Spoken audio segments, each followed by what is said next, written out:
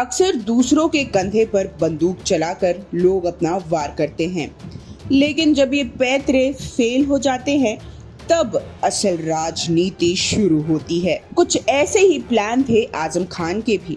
अखिलेश यादव को मुख्यमंत्री बनाने में कुछ सहयोग आजम खान का भी था, लेकिन आजम खान की ये चाल उन्हीं पर पलट गई।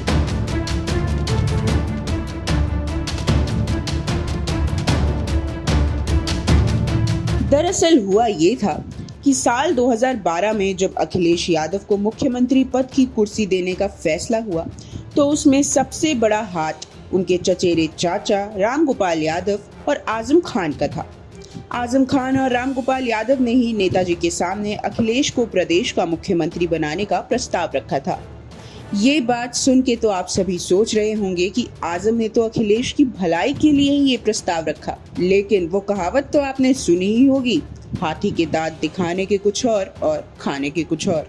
कुछ ऐसी ही कहानी राजनीति में भी है, जो जैसा दिखता है वो वैसा होता नहीं है। अखिलेश को मुख्यमंत्री बनाने के पीछे आजम ने अपना फायदा देखा था। अखिलेश के कंधे पर बंदूक रखकर वो वार करना चाह रहे थे, क्योंकि दोनों शिवपाल को सत्ता से दूर रखना चाहते थे और अखिलेश के द्वारा प्रदेश की कमान वो अपने हिस्से में संभालना चाह रहे थे। लेकिन जल्द ही आजम के ये सपने चूर चूर हो गए। आजम की चाल उन्हीं पर उल्टी पड़ गई। आजम ने ये सोचा कि अखिलेश को राजनीति के दाव पेच नहीं आते होंगे, क्योंकि अखिलेश को उस समय राजनीति में घुसे ज्यादा समय नहीं हुआ था। आजम ने सोचा कि कुर्सी पर भले अखिलेश बैठे होंगे, लेकिन चाले और फैसला मेरा ही होगा। परंतु अखिलेश भी ठहरे नेताजी के बेटे। धीरे धीरे अखिलेश ने अपने सारे पासे फेंकना शुरू किए और आजम की चाल फेल हो गई। 2022 चुनाव के नतीजे देखते ही आजम खान को मौका मिल गया अखिलेश को घेरने का, क्योंकि अल्पसंख्यक वोट सारा सपा को गया और आजम खान इसे अपने हिस्से करना चाहते थे। और आज भी जब आजम की सारी चाल जानते हुए अखिलेश अब तक चुप्पी साधे हुए हैं। अखिलेश ने न केवल आजम बल्कि आजम के परिवार की भी खूब सहायता की है। आजम के वकील की फीस भी अखिलेश ही देते थे। साथ ही अखिलेश कानून का साथ भी देना चाहते हैं, क्योंकि ये भी सच है कि आजम ने भी उन तमाम लोगों पर सपा सरकार में मुकदमे दर्ज कराए थे जिन्होंने आज आजम पर पलटकर केस कर दिए। खैर, आजम और अखिलेश के रिश्ते में भी कोई खटास है तो ये भी कोई नई बात नहीं है।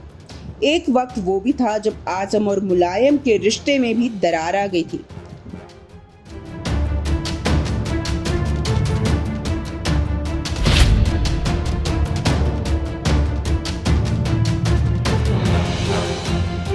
आजम खान के लिए 2009 का लोकसभा चुनाव एक बुरे सपने की तरह था।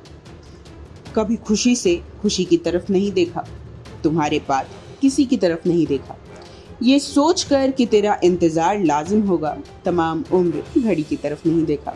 समाजवादी पार्टी के संस्थापक मुलायम सिंह यादव और पार्टी के संस्थापक सदस्य आजम खान के बीच के रिश्तों का अंदाजा आप इस शेर से लगा सकते हैं। सपा से रुखसती के एक साल बाद दिसंबर 2010 में जब आजम की दोबारा पार्टी में वापसी हुई तो आजम खान ने मुनावर राणा को ये शेर नेताजी यानी मुलायम सिंह यादव से अपने रिश्तों की दुहाई देते हुए कहा था। तकरीबन 3 दशक पुरानी सपा के लिए आजम और मुलायम की जुगलबंदी ने खूब सियासी गुल खिलाए। करीब 33 साल पुरानी दोनों की दोस्ती एक पहेली की तरह थी। हालांकि कभी अमर सिंह ने तो कभी कल्याण सिंह की वजह से आजम के लिए पार्टी में स्थिति अजस्ती हुई, लेकिन आजम ने भी कभी मुलायम के लिए तीखे शब्दों का इस्तेमाल नहीं किया। यहाँ तक कि जब 2012 में विधानसभा चुनाव के बाद मुलायम अपने बेटे अखिलेश यादव को मुख्यमंत्री पद के लिए चुन रहे थे, तब भी आजम ने खुलकर उनके फैसले का समर्थन किया था। रामपुर में जब अमर सिंह ने जयप्रदा को आगे किया, उस दौरान आजम की नाराजगी थी, लेकिन मुलायम ने कभी आजम के प्रति सख्ती नहीं बरती। सपा के 27 साल के इतिहास में सिर्फ एक बार ऐसा हुआ था जब आजम और मुलायम के बीच तनातनी देखने को मिली, और इसका परिणाम आजम के पार्टी छोड़ने के साथ हुआ। यूपी में मुस्लिम वोटर पर अच्छी पकड़ रखने वाले आजम खान के लिए 2009 का लोकसभा चुनाव एक बुरे सपने की तरह था। विशेषज्ञों के मुताबिक इस चुनाव से ठीक पहले अमर सिंह के कहने पर मुलायम सिंह ने बीजेपी के वरिष्ठ नेता और पूर्व सीएम कल्याण सिंह को अपनी पार्टी में ले लिया था। इस चुनाव में आजम ने खुलकर जयाप्रदा का विरोध किया। इसके बावजूद वह रामपुर से चुनाव जीतने में कामयाब रहे।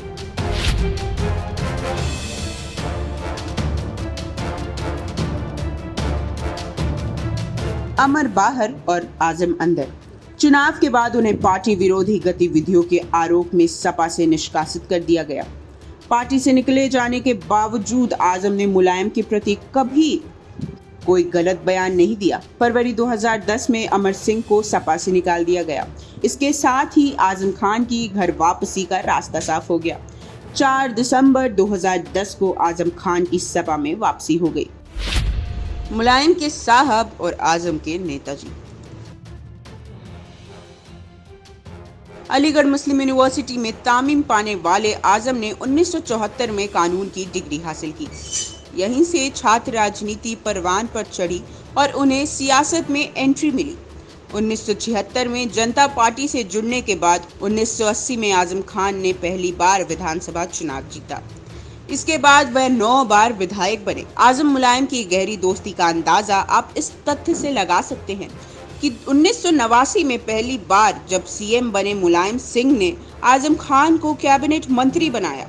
वहीं 4 अक्टूबर 1992 में जब सपा का गठबंधन हुआ तो मुलायम की अगुवाई में आजम खान इसके संस्थापक सदस्य बने। यही नहीं, पार्टी का संविधान लिखने में भी उनकी अहम भूमिका रही। आपसी बोलचाल में भी दोनों नेताओं की अलग ही केमिस्ट्री दिखती है। मुलायम जहां आजम के लिए आजम साहब शब्द का इस्तेमाल करते हैं, वहीं आजम ने भी कभी इतने प्यारे नेताजी का नाम नहीं लिया। शेर और शायरी के शौकीन आजम ने एक बार मुलायम पर शेर कहा था, इस सादगी पर कौन न मर जाए ए खुदा, करते हैं कत्ल और हाथ में तलवार तक नहीं। और आप हमसे जुड़े रहने के लिए सब्सक्राइब करें YouTube पर, फॉलो करें Twitter पर और लाइक करें Facebook पर। और ज्यादा जानकारी के लिए आपको टाइप करना होगा सिर्फ न्यूज़ नशा।